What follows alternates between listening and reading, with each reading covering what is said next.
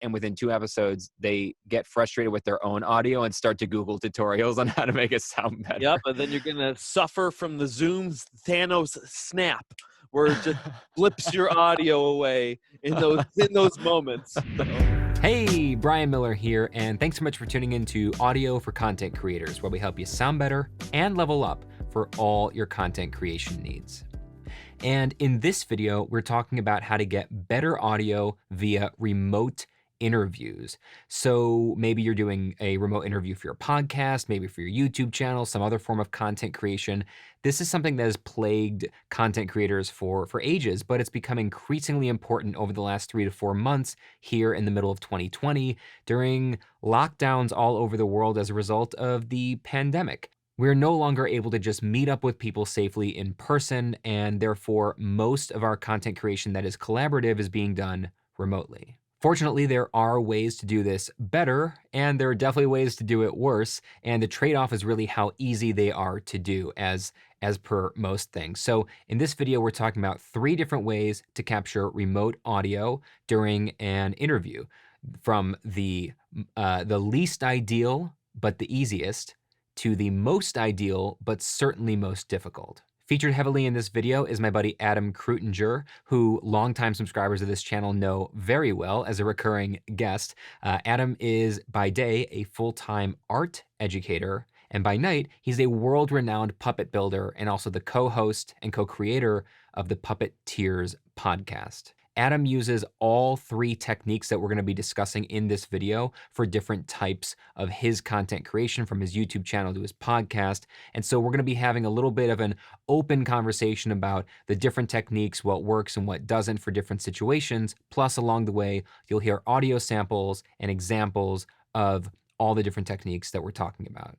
Later in this video, we are going to be discussing how to do video with audio when doing remote collaborations, remote interviews, because it's a little bit trickier when you also want to sync video with high quality, pristine audio. So stay tuned for that, coming at the 3/4 mark or so of this video. And definitely stick around all the way to the end, where I'm going to discuss the #1 biggest reason that you've had trouble syncing audio to video when working remotely. It's not intuitive, and it's really worth learning why you end up having this problem and what you can do to fix it. All right, so real simple. You are like a professional podcaster, Adam, of course, but you do most, if not all, of your audio. Well, you do most of it captured internally through Zoom or StreamYard or whatever else you're using, right? Yeah, I do a lot of my tutorials and podcasts that way. Yep. All right, so we're just going to walk through kind of what double ending is. It's how I do almost all of my remote guests on my podcast, and it's how occasionally people actually think that I was in the same room in person with somebody that in fact I was remote with. There's a lot of people that thought Seth Godin and I were actually like they were like, "Oh, were you in Seth's office?" Do you have a story for us? Yeah, and this may surprise you that my story isn't like most people's stories, and I hope that that's okay. Like, how cool was it? And I was like, no, I wasn't. But it's because he knows, he has a podcast. He knows what he's doing. I know what I'm doing. And I just asked him to record his own audio natively. And I knew that he had high quality mics. And so I could match our audios later. So right now we're recording just via Zoom. And so what you get now, maybe you actually, do you remember, do you have to pay for Zoom to get the separate audios for each person? I've been paying for Zoom for so long, I don't remember. I don't think so. Okay, so there's like 3 different ways you can record a remote interview. You can either record the audio as a capture, like Skype or Zoom, where it's just one file has both of you.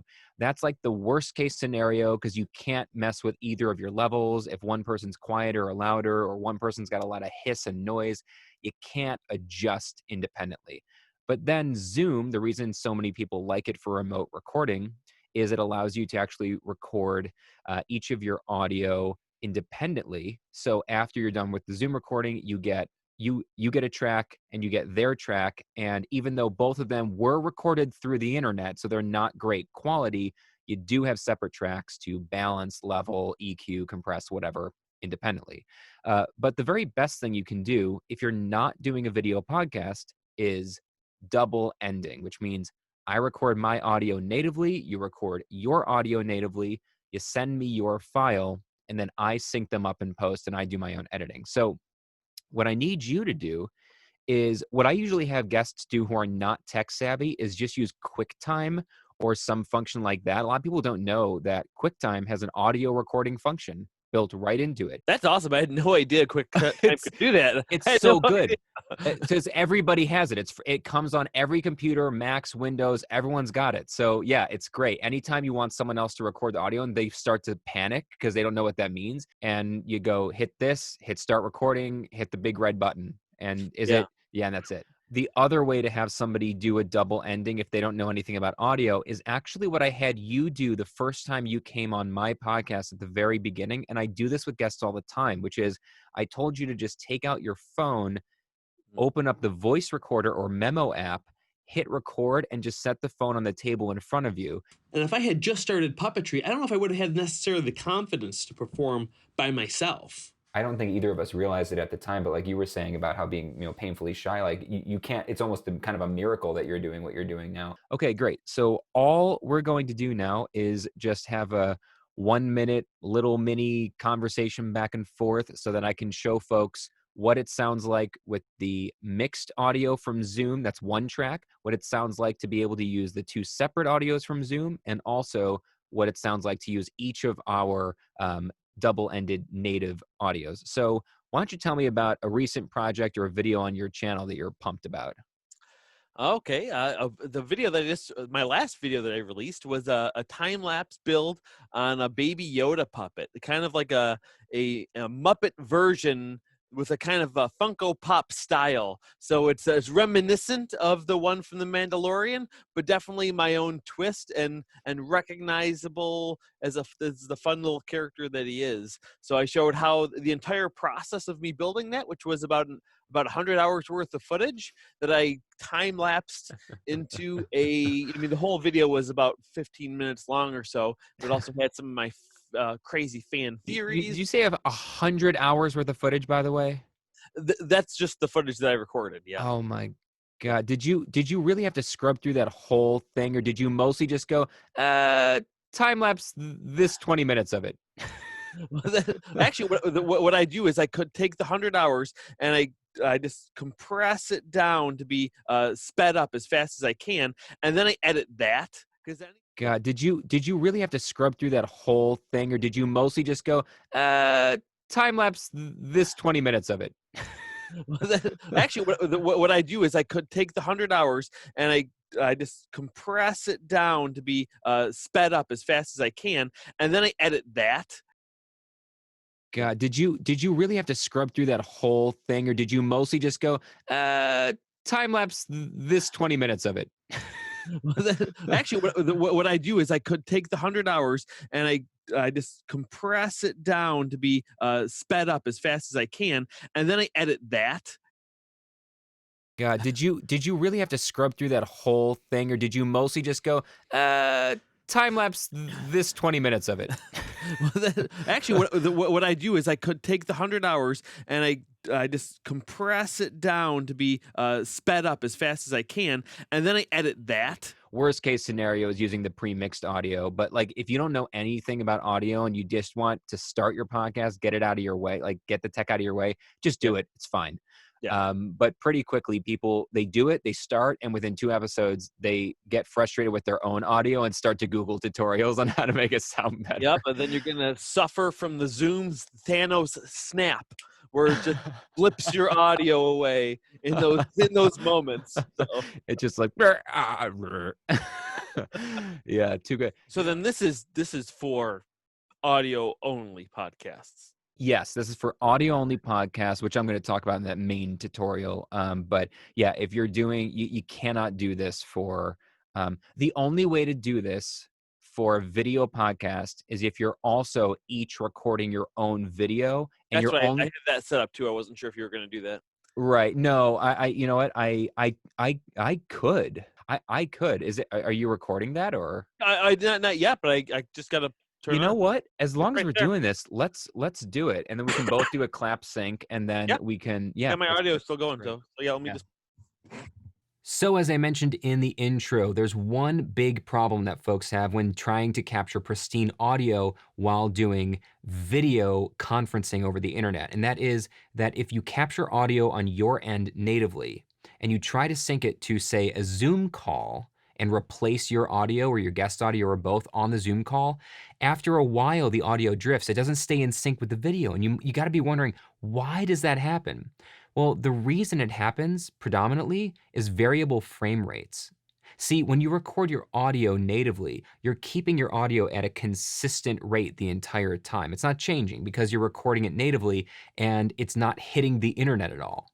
But Zoom calls and other types of video conferencing, they leverage variable frame rates. So what happens is when you're doing a video call, your video and your guest's video, the software that you're using is going to be constantly adjusting the frame rate to keep up with the internet connection to avoid dropouts and all kinds of other weird internet type problems. And what that means is in 1 second, your video may be recording at, 29.5 frames per second. And the next second it's recording at 27 frames per second. And the next second it's at 30 exactly. And the next second it's at 24. And it's usually not that aggressive, but the point is it's constantly changing the frame rate. It's a variable frame rate. And what happens is when you have your static audio that you recorded natively, your audio hasn't been adjusting like the video capture was adjusting its frame rate, which means when you go to sync your external audio to that video capture, it's never gonna line up because over the course of the conversation, plenty of frames have been dropped from that video, but those same frames were not dropped from your audio. So what if you wanna capture pristine audio during a remote video call for a video podcast or just a YouTube channel or something? Well, here is how you have to do it. Is it bad that our claps didn't line up with each other's? Not at all, Okay. because my audio, that's going to sync my audio with my camera. Oh, Your of claps course. are going to sync your audio with your camera. And then since both of our audios will sync with our individual cameras, then I can easily just take our footage, yours from your camera, mine from mine, and sync them up together. All that matters is that my audio is synced to my camera and yours is synced to yours. This is the only way to do a video podcast where you actually are using your own audio and not recording. So essentially, we're using Zoom right now just as a formality. Yeah. We're just using it to see each other for the conversation, but none of what Zoom is doing right now will actually end up in this if we were doing this setup for a podcast. Yeah, and the hardest part about this, if you have a guest that you are that's the thing, is you have to trust your guests that they can set up this audio and this camera stuff and set it all up right. So if you're having different guests all the time, it can be hard to do something like this. And I know that because this is the technique that we've used for Puppeteers podcast for the longest time, and it is a lot more work. It's a lot more headache, but there is a ton of benefit when it works. And what's funny is that there's a hybrid method I've seen folks like Phil DeFranco using ever since the lockdown, where he can't have people in his studio like normal. And the hybrid method is he does a Zoom call that's recorded. The Zoom call is recorded, and he's clearly got it recording the separate audio, independent audios. And what he does is he films his side, and he has his own audio being recorded separately. So he syncs his nice audio to his camera. Him as the host, he gets the pristine video and audio quality, and his guest is calling in. Yeah. And that's okay. Yeah. That's a cool hybrid method. That's what most of our episodes are, because we've always recorded ourselves externally and then just used Zoom or Google Meets video and audio of the guest, depending on what we have. But like we've talked about before, we've also run into some problems with that because we're using virtual video with this video, and it hasn't always lined up for us. So I want to hear from you. Go into the comments and let me know, when you do remote recording, do you just use the conferencing software and you're just done with it? Do you take the individual tracks and mix them and deal with that? Or do you go through the much more arduous but definitely higher quality, what just happened? Or do you go through the much more arduous but definitely higher quality process of capturing your audio separately and maybe even your video separately and then syncing all of it up in post before you start editing? Let me know in the comments, and definitely hit me up if there's anything else on this topic you want to know about or know more about, or if there's a different topic related to this you want to hear about. Let me know anytime. I love making videos and tutorials and gear reviews that are most useful to you. That said, my name is Brian Miller. Thanks so much for sticking with me, and always remember, our world is a shared experience. Every interaction is meaningful, and every person you meet, even virtually, is important. So come back to the channel to sound better and level up, and we'll see you soon.